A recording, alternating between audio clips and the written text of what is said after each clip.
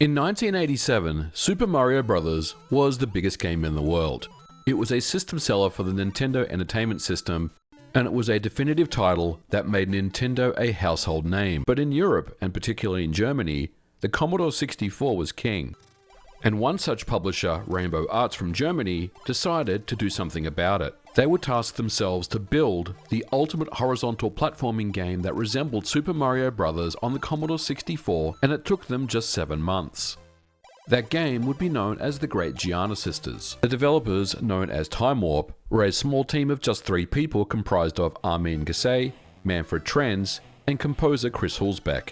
They were given the task to bring a game like Super Mario Bros. To home computers for the very first time.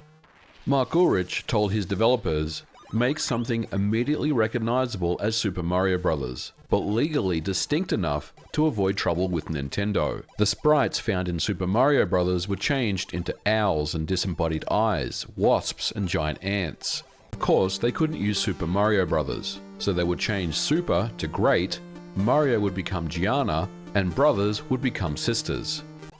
The Great Giana Sisters would ship in 1987, releasing in Germany and then later internationally. While the game would be a blatant rip-off of Super Mario Bros., Chris Hulsbeck's soundtrack was untouchable.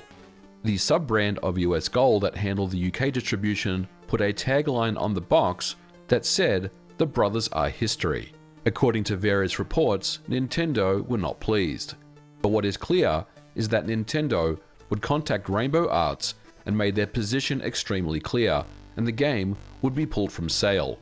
In less than 12 months, Nintendo had removed the Great Giana Sisters from store shelves. But here's the thing, the game was on shelves long enough to get into the wild, and because the game was removed from store shelves, it became one of the most desirable C64 games in existence.